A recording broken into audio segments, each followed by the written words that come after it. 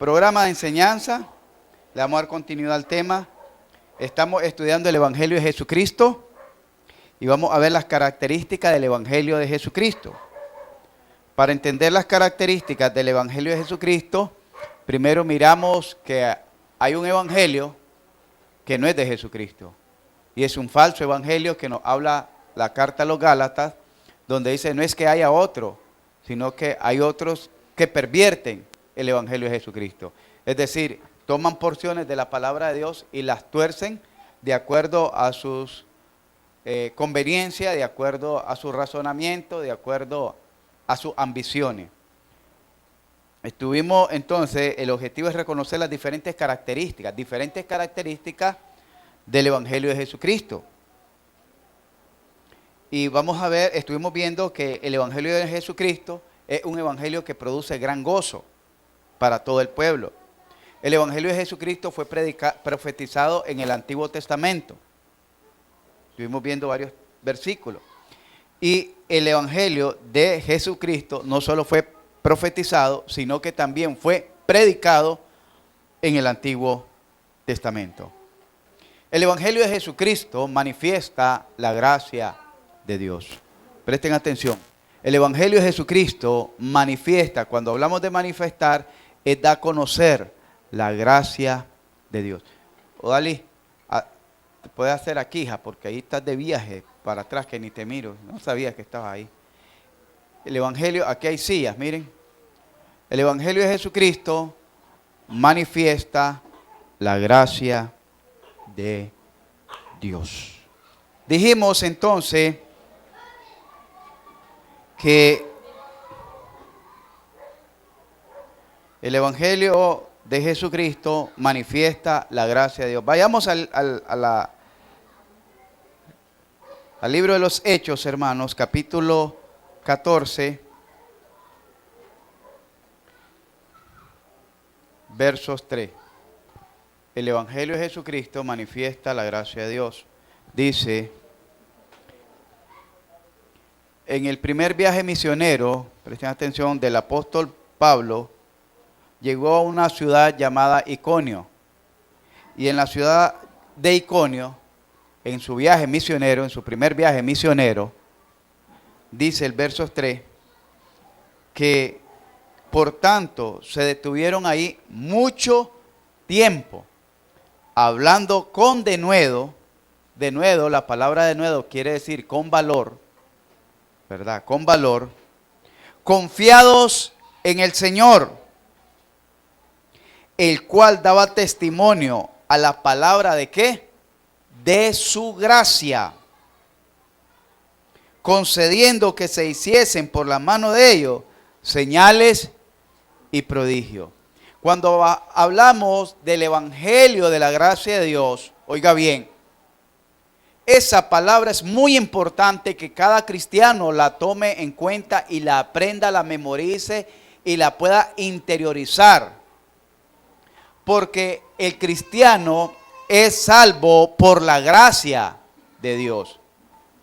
El cristiano, ahí donde anduvimos, la mayoría de gente dice que son salvos por obra, por fe y por obra.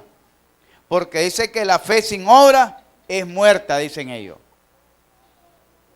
Pero nosotros no somos salvos por la fe ni por las obras.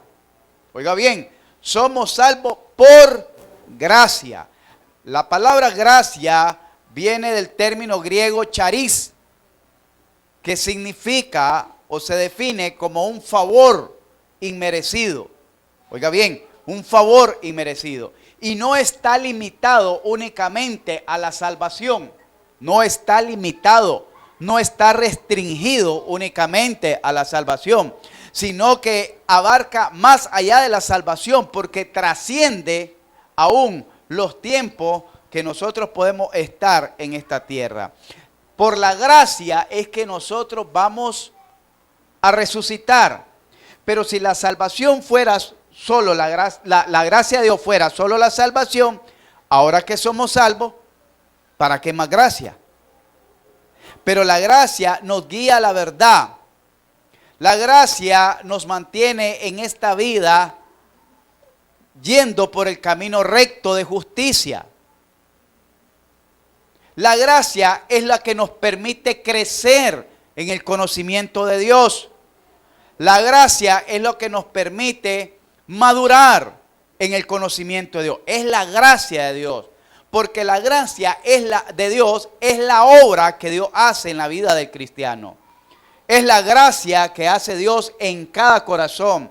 Es la gracia que transforma el corazón endurecido de piedra en un corazón de carne. No solo para que sea salvo, sino para que ahora crea en Dios, viva para Dios y glorifique a Dios. Eso también hace la gracia. Pero la gracia de Dios no solo obra mientras estamos vivos. La gracia de Dios trasciende hasta los cielos porque nos va a dar la oportunidad de que nosotros podamos vivir, en la gloria eterna de Dios. Y que así como Él es eterno, nosotros también podamos vivir en esa eternidad. Oiga bien, entonces la gracia, el evangelio de la gracia, no solo anuncia que vamos a ser libres del pecado, libres del dominio del pecado, libres de la potestad de las tinieblas, libres de la condenación eterna, y que vamos a resucitar algún día con Cristo. Desafortunadamente muchos tienen limitada, encajonada la gracia hasta ahí. Pero recuerde que nosotros no vamos a vivir hasta ahí. Nosotros vamos a trascender el tiempo en la eternidad. Pero si la gracia de Dios llega hasta ahí, entonces ¿cómo se llamaría la vida que tendremos, la nueva vida que tendremos en Cristo? ¿Cómo se llamaría la nueva vida que, por ejemplo, en el reino milenial vamos a tener? ¿Cómo se llamaría la vida que vamos a tener en los cielos nuevos y tierra nueva? ¿Cómo se llamaría? ¿Por qué estaríamos ahí? ¿Porque la ganamos? ¿Porque alcanzamos y coronamos la carrera? ¿O por la misma gracia de Dios? Entonces la gracia de Dios trasciende, hermano. Trasciende. Y no está limitada únicamente al hecho de ser salvo. El hecho de ser salvo es, por decirle, el despegue en nuestra vida. Es donde se manifiesta la gracia de Dios. Ahí se manifiesta la gracia de Dios. Pedro decía, antes creced en la gracia y el conocimiento de Dios. Es decir, necesitamos crecer en esa gracia, vivir en esa gracia. Pero también, la vez pasada yo les decía, pocos conocen del ministerio de Jesucristo ahorita en el cielo. Muchos conocen lo que Él hizo aquí, pero no lo que está haciendo allá. Y yo les digo, ¿para qué creen ustedes que Jesucristo está preparando moradas eternas allá para cada uno de nosotros? ¿Para que vayamos a dormir toda una eternidad ya con Él? ¿Para que vayamos a pasear al cielo y mirar, wow, qué bonito es el cielo? No me lo imaginaba, pero está bonito. ¿Para eso está preparando moradas eternas? ¿O está preparando moradas eternas para que nosotros reinemos con Él? Para que nosotros seamos su pueblo escogido, su pueblo celestial, donde le sirvamos, donde le honremos, donde le adoremos, donde le exaltemos, donde le glorifiquemos. Y vivamos eternamente para Él como sus súbditos, como sus hijos, como su pueblo escogido, por el cual Él derramó su sangre. Entonces, hermano, la gracia no está limitada. La gracia trasciende, hermano. Y esa gracia se da a conocer en el Evangelio de Jesucristo. ¿Por qué? Porque el pueblo de Israel creía que Dios era solo para él, para ellos. El pueblo de Israel creía que Dios les pertenecía a ellos. No que ellos les pertenecían a Dios, sino que Dios les pertenecía a ellos. Y nadie podía tocar o hablar de Dios porque Dios les pertenecía exclusivamente a ellos. Pero en el Evangelio de Jesucristo es que se da a conocer que de los dos pueblos hizo uno solo. Derribando la pared intermedia, derribando las enemistades, para redimir un solo pueblo propio y celoso de buena obra. Hechos 20:32.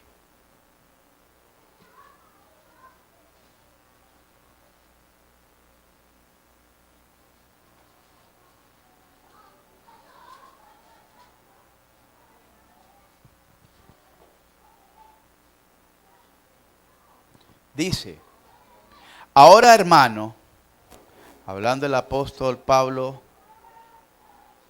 a la iglesia, os encomiendo ¿a quién? A Dios y a la palabra de su gracia. ¿Cuál es la palabra de su gracia? Su evangelio. Que tiene poder. Mire, el evangelio, esto tiene poder. No solo es un libro en el cual usted va a deleitarse en leer o va a dedicarse a estudiar. Este libro, que es la palabra de Dios, tiene el poder suficiente para transformar su vida. Tiene el poder suficiente para cambiar su forma de pensar. Tiene el poder suficiente para cambiar su manera de proyectarse en esta vida, de ampliarse en esta vida.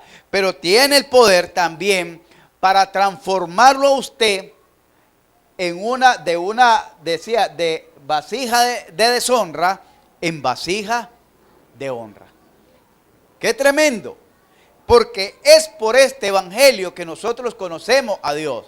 Es por este evangelio que nosotros conocemos las promesas de Dios. Es por este evangelio que nosotros conocemos lo que le agrada a Dios. Lo que le agrada a Dios. Y también conocemos lo que no le agrada a Dios. Entonces, cuando nosotros escuchamos y apreciamos y nos apropiamos de la palabra de Dios, entonces es cuando la palabra de Dios comienza a hacer efecto en nuestra vida. Por eso el apóstol Pablo decía que el evangelio de Jesucristo no consiste ni en comida ni en bebida. Decía que el evangelio de Jesucristo es poder de Dios, es dinamita de Dios, es una explosión, un poder para todo aquel que cree. Romanos 1:16. Entonces, la palabra de Dios, la palabra de su gracia, que tiene poder, ¿para qué dice?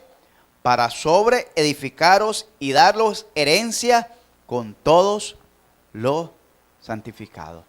Le pregunto, ¿dónde es que usted va a recibir esa herencia? ¿Aquí en la tierra? Porque si está pensando que esa herencia usted la va a recibir aquí en la tierra, está equivocado el lugar. Debería de irse con los testigos, porque dicen los testigos que la tierra a ellos se les va a heredar. A ellos de los 144,000. Para ellos es la tierra. Pero como nosotros no tenemos puestos los ojos en esta tierra, sino en nuestra patria celestial, que se queden ellos con la tierra que va a ser consumida por fuego y nosotros nos vamos a una mejor herencia con todos los santos. Amén. Por eso nosotros, nuestra mirada, nuestro pensamiento, nuestro corazón, nuestra pasión no debería ser por las cosas materiales de esta vida. Nuestra ocupación, es verdad, tenemos que trabajar, pero nuestro afán no debería ser, bueno, voy a trabajar duro este año para comprarme el juego de sofá que no me he comprado. Voy a trabajar duro este año para hacer unos cuartos atrás o hacer el muro de atrás. Está bien, trabaje duro, pero que no sea ese su afán, que su afán sea, voy a estudiar duro este año la Biblia, voy a orar duro este año para que Dios transforme mi vida, transforme mi hogar, transforme mi familia y me use mejor para su honra y para su gloria. Ese debería ser nuestro afán, porque nuestra herencia no está aquí en la tierra. Usted puede trabajar duro todo el año para construir unas paredes que al final del tiempo, si las hace bien, si no las hace bien, pero se van a quedar y no sabe ni a quién le van a quedar. He visto casos de casos, hermano, casos de casos. Conozco una vecina, ya falleció, al final de la carrera de su vida ya se entregó al evangelio. Logré predicarle a ella, ¿verdad? Y gracias a Dios, vivía ella como a la tercera casa tal vez, donde yo vivía. 1, 2, 3, como a la tercera casa. Falleció, pero ahora sus hijos se han desperdigado. Y al final, ella no supo ni a quién le va a quedar su casa, por la cual se había afanado. Creo que la casa le quedó o está viviendo la esposa o la compañera de uno de los nietos de ella. Pero ni ninguno de sus hijos está ahí. Y así se han dado muchos casos. Muchos, pero muchos casos. Gente que se afana, se afana, se afana. Y al final de la historia, el mismo Jesucristo le dijo a aquel hombre que dijo, ¿qué haré? Porque tengo muchas posesiones. Ya sé lo que haré, dice. Derribaré mi granero y lo haré más grande y almacenaré muchos granos para mucho tiempo. Y le diré a mi alma, alma mía, come, bebe, regocíjate, disfruta de la vida, porque muchos bienes tienes para largo tiempo. Y el Señor le dijo, necio, esta noche vienen por tu alma. Y lo que has provisto, ¿para quién será? Lo mismo hace énfasis el rey Salomón en Eclesiastés. ¿Qué sabes tú si después de tu partida, por todo lo que has trabajado, tu hijo lo va a administrar bien o lo va a administrar mal? ¿Qué sabes tú? Come, bebe, disfruta de la vida. Pero no te afanes por cosas materiales en esta vida. Pero ¿sabes qué? Nuestro afán está más en las cosas materiales que en las cosas espirituales. Pero nuestra herencia que nos da el Evangelio de la Gracia no está en lo material, está en lo espiritual. Pero como es espiritual y no lo vemos, si le dijera a la abuelita, hija, venite a vivir aquí, mira, tenés que ordeñar la vaca, ir a cuidar los cabros, a sacar agua del pozo, ir a lavar al río, hacer la cosa de horno, las guirilas, cortar el café, ir a sembrar el maíz, ir a la milpa, cortar el elote, desgranarlo, molerlo en una piedra para que haga el pinol y después el tibio, o las tortillas y los tamales. Eso vamos a comer. Y te vas después a la milpa a traer unos frijolitos y los cocés. Si vos estás dispuesta a hacer eso, yo te entrego este cofre lleno de monedas de oro. Yo me voy, dice la hija o el hijo, me voy y comienzo a rezar, Señor, llévate, la pobrecita está sufriendo. Mi abuelita está sufriendo, llévatela, Señor. Ya no puede más, ten misericordia de ella. Pero se van, Dios les aseguro. ¿Por qué? Porque están viendo la herencia física. Imagínese que le diga, tengo $1.000.000. Te lo voy a dejar, hija, pero vení y pasar tus últimos días conmigo. Está bien, voy a ir, pero no por el dinero. Voy a ir porque la quiero, abuelita. Pero cuando se le olvida firmar el papel. Así nosotros haríamos. Porque algo que vemos, pero como lo que nos está prometiendo Jesucristo, la herencia, no la vemos. Entonces no la creemos. No la creemos. El Evangelio de Jesucristo manifiesta la gracia de Dios. El Evangelio de Jesucristo es el conocimiento de la gloria de Dios. Usted, antes de leer la Biblia, antes de conocer la Biblia, ¿usted sabía la grandeza de Dios? ¿Sabía de la grandeza de Dios? ¿Sabía de la inmensidad de la misericordia de Dios, que es más grande que los cielos? Yo le aseguro que no. Porque si supiera que la misericordia de Dios es más grande que los cielos, ¿qué tiempo atrás usted se hubiera rendido a ella? Pero conocíamos de Dios. Yo le digo algo, yo conocía a Dios, pero para mí que Dios estaba allá en el cielo, que ni lo miraba, ¿verdad? Pero a través de la palabra de Dios, yo puedo ver la gloria de Dios en mi vida. La gloria de Dios en la vida de aquellas personas que han sido transformadas por Dios. Yo puedo ver y he aprendido a qué distancia ahora está Dios de mí. Yo digo, la grande, ni que me vaya a la NASA, alcanzo una nave espacial que me lleve de Dios y está lejos. ¿A qué distancia está Dios de usted? ¿Sabe a qué distancia? A la distancia de una oración. ¿Y qué tan lejos está una oración de usted? De su corazón a sus labios. No está lejos. Entonces, Dios no es tan lejos como pareciera estar. Dios está más cerca de nosotros de lo que nosotros creemos. Pero eso, ¿dónde lo conozco? A través del Evangelio de Jesucristo. Él dijo, y todo lo que pidieres al Padre en mi nombre, ¿quién lo da? Yo lo daré. Y Él dijo, me voy pero no los dejo solo. Enviaré al Consolador, al Espíritu Santo. ¿Y dónde va a morar el Espíritu Santo? En nuestro corazón. ¿Y qué es el Espíritu Santo, hermano? Para usted, ¿qué es el Espíritu Santo? ¿Una palomita? Ah, es que descendió en forma, pero no dice que era una paloma. En forma. Cuando dice en forma, es un símil, una comparación, pero no dice que era una paloma. En forma. ¿Qué es el Espíritu Santo? ¿Cuántos creen que han sido sellados con el Espíritu Santo de Dios? Amén. Poquito. Bueno, algo es algo, ¿verdad? Algo es algo. Ya no viene palmado Jesucristo, ya no viene, aunque sea algo se lleva, ¿verdad? Pero si usted cree que ha sido sellado con el Espíritu Santo de Dios, oiga bien, ¿con qué fue sellado? El Espíritu de Dios mora en su corazón. El Espíritu de Dios no es cualquier cosa. El Espíritu de Dios que escudriña la mente y el corazón de Dios, también está en su corazón escudriñando su mente y sus pensamientos. Entonces se da cuenta que no está distante de Dios. Dios está ahí con usted. Dios está con usted. Si usted siente que el Espíritu de Dios mora en usted.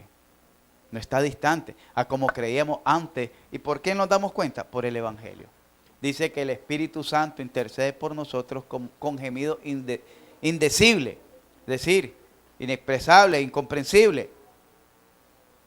Y ante el Padre. Porque pedir como conviene, no lo sabemos. Entonces, cuando usted está orando, ahí está el Espíritu Santo de Dios absorbiendo toda esa palabrería que usted dice y filtrando lo necesario para trasladarlo a la presencia de Dios. No crea que todo ese palabrerío que decimos cuando oramos, eso sube. El Espíritu Santo, como es el Espíritu de Dios, que lo escudriña todo, Él sabe lo que nos conviene. Porque a veces pedimos cosas que no sabemos. Entonces Él sí sabe, conoce la mente de Dios. Entonces absorbe toda la información de nuestras oraciones, la filtra y la lleva ante la presencia de Dios. ¿Y a quién se le entrega? A nuestro Señor Jesucristo, que es nuestro abogado. Y nuestro Señor Jesucristo es como gran sumo sacerdote que está ante la presencia de Dios diciéndole: Padre, necesito que me le ayudes a este pobre Ervin. No mire, sí, ya sabemos que el hombre es rebelde, que es aquí, pero ni modo, ¿qué vamos a hacer? Pero ya es nuestro hijo. Ni modo, pero necesita de tu ayuda. Necesita que le des ánimo, necesita que le des fortaleza. Ahorita el hombre está desbaratado, necesita que le des salud, necesita que le des comprensión. Y así Dios es que obra, porque nuestras palabras no pueden subir a la presencia directa del Padre, porque nuestras palabras, nuestros labios son labios inmundos. Son labios inmundos, eso es lo que dijo Isaías. Isaías dice: soy muerto porque he visto a Dios y soy de labios inmundos. Y le dice: no, ya he puesto un carbón encendido en tu boca para que vaya y publique. Ojalá que ponga también en nosotros no solo un carbón encendido, sino un hierro encendido para que nos quemen toda la boca y las impurezas que tenemos. Hasta la lengua que se cosa ahí, pero con tal de que el Señor nos purifique. Porque Isaías necesitaba ser purificado de sus labios para ir a predicar el Evangelio. Y quizás nosotros también necesitemos de eso para ir a predicar el Evangelio de Jesucristo. ¿Entendimos, hermano? El conocimiento de la gloria de Dios, la majestad de Dios, la grandeza de Dios. Imagínense, solo póngase a pensar esto. Yo siempre medito en esto, hermanos, cuando dice que Jesús Cristo siendo en forma de Dios. Vamos a ir a Filipenses para que mire qué cosa más tremenda esta información. Filipenses capítulo 2 dice: haya pues en vosotros este sentir. ¿Cuál sentir, hermano? Siento sueño, siento hambre. No es ese sentir. Haya entre vosotros este sentir, esta necesidad, esta carga. ¿Cuál? Que el cual, siendo en forma de Dios, no estimó el ser igual a Dios como cosa a que aferrarse. Él estaba en su trono de gloria, adorado por los ángeles, con todo su resplandor, servido por ángeles, cuidado por arcángeles, por serafines, querubines. Miren qué lindo eso. Una ciudad iluminada con el resplandor de su gloria. Todo celestial, hermano. Pero él no se aferró a aquello, como nosotros nos aferramos a la cama, a la televisión, al trabajo, a los quehaceres. Él no se aferró a tanta gloria, sino que se despojó, dice, a sí mismo, tomando ¿qué? Forma de esclavo, hecho semejante a los hombres. Él tomó una forma de esclavo. Él no vino aquí como el rey. Él no vino aquí como el emperador. Él no vino aquí como el gobernante. Él vino como un esclavo. Eso es la forma de siervo. La palabra siervo es esclavo.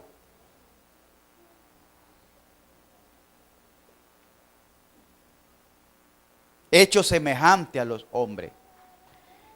Y estando en la condición de hombre, en su condición y en la mía, ¿qué dice que eso?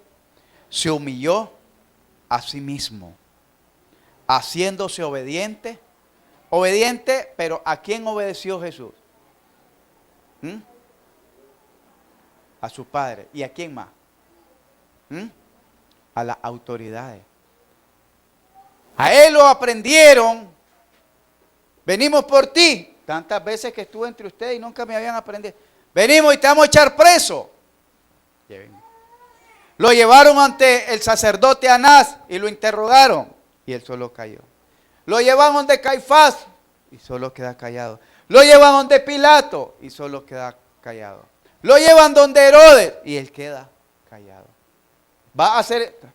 Esa fue la obediencia de cruz hasta la muerte. Porque él no solo obedeció a Dios, sino que se sujetó a la ley de los hombres. Mire bien, aunque eran injustas, aunque estaban siendo violadas las mismas leyes, que los padres de la ley son los romanos, y ellos mismos violaron sus leyes, sus principios de leyes, sus espíritus de leyes, dice que este hombre, llamado Jesús, fue obediente hasta la muerte. Se humilló a sí mismo, haciéndose obediente hasta la muerte, y murió como un maldito. Cuando dice muerte de cruz, como un maldito. Murió de la manera más vergonzosa. Murió como el peor de los delincuentes en ese tiempo. Como lo más vil, como lo más menospreciado, como la lacra del mundo. Así murió Jesucristo. Aquel que estaba siendo adorado en el cielo, dejó de ser adorado por venir aquí a la tierra a sufrir esa condición humana por usted y por mí. Eso es conocer la gloria de Dios. Y dice, verso 9, por lo cual también Dios le exaltó hasta lo sumo y le dio un nombre que es sobre todo nombre, para que en el nombre de Jesús se doble toda rodilla de lo que está en el cielo y en la tierra y debajo de la tierra, y toda lengua confiese que Jesucristo es el Señor, para la gloria de Dios Padre. Eso es conocer la gloria de Dios, hermano. La gloria de Dios no solo es ver que Dios hace milagros, que Dios levantó un ciego, le dio vista al ciego, le dio vista, le hizo hablar al mudo, al sordo, al paralítico, etc. Esa no es la gloria de Dios. Esas son señales que Dios mandaba para que la gente creyera. La gloria de Dios se manifiesta con solo el hecho de que su Hijo Santo hubiera puesto los pies en esta tierra inmunda, llena de pecado. Y no solo los puso, sino que se hizo esclavo en semejanza de hombre y fue un hombre rebelde. No, fue un hombre obediente al Padre y a los hombres. Y su obediencia lo llevó a la muerte. Y aún así en la muerte, él siguió siendo obediente. Por lo cual Dios lo exalta, hermano. Eso es conocer la gloria de Dios. Cómo aquel Dios santo se hizo carne y habitó entre nosotros los hombres para que nosotros después habitáramos con Él en la eternidad. Bendito sea su nombre. Hermanos, por ahí vamos a quedar. Por ahí vamos a quedar. El conocimiento de la gloria de Dios es por el Evangelio. Solo acompáñenme. 2 Corintios 4, verso 6.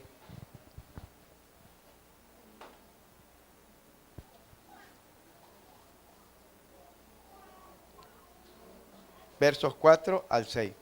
Dice así, acompáñenme ahí. 2 Corintios capítulo 4, versos 4 al 6. Dice, vamos a leer del 3 para que le tengamos mejor sentido. Pero si nuestro evangelio está encubierto, entre los que se pierden está encubierto.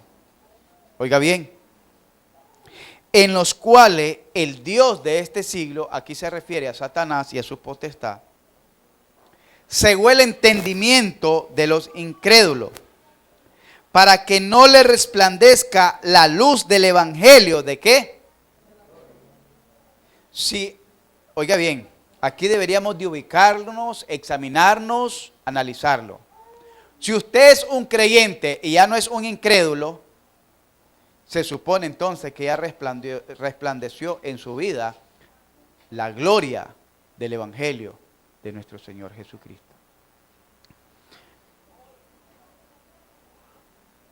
El cual es la imagen, dice, de Dios. Cristo es la imagen de Dios. Dice el verso 6, porque Dios que mandó que de las tinieblas resplandeciese la luz, es el que resplandeció en nuestros corazones para la iluminación del conocimiento de la gloria de Dios en la faz de Jesucristo. Si usted tiene el deseo de conocer más a Jesucristo, es cuando entonces está conociendo más la gloria de Dios. Jesucristo es la imagen de Dios. Jesucristo es la gloria de Dios. Por eso cuando le preguntó, muéstranos al Padre, uno de sus discípulos les pregunta, le dice Tomás, muéstranos al Padre, le dice el Señor a Tomás.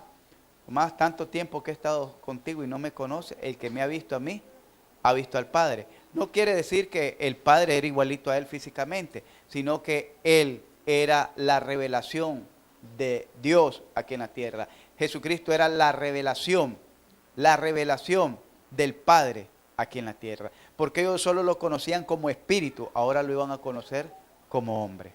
Amén. Vamos a orar, pongámonos en pie. Señor, gracias te damos, mi Dios, en esta noche por tu palabra. Gracias por ayudarnos a entender más de tu evangelio. Gracias por mostrarnos esa grandeza de tu palabra. Permite, Padre mío, que a través de ella nuestros sentidos sean ejercitados, nuestra vida sea edificada y así podamos contemplar más la majestad de tu gloria por medio de tu palabra. Que cuando leamos tu palabra no solo miremos las letras, sino que te miremos a ti, Padre. Cuando encontremos en tu palabra historias, que no miremos la historia, sino que te encontremos a ti. Y así poder contemplar tu gloria. Como dijo Esteban, veo los cielos abiertos y al Hijo del Hombre sentado a la diestra del Padre. Él estaba viendo tu gloria. Permítenos, Señor, que nosotros podamos amar, adorar tu gloria. Pero para poderla amar y adorar necesitamos conocer tu gloria. Y tu gloria solo la podemos conocer por medio de tu evangelio. Porque es tu evangelio el que revela la deidad de nuestro Señor Jesucristo. Y la deidad de nuestro Señor Jesucristo es la imagen misma de tu sustancia y de tu gloria. Permítenos conocer más a Jesús por medio de su evangelio. Por Jesucristo nuestro Señor te lo pedimos con acciones de gracia y para tu gloria. Amén.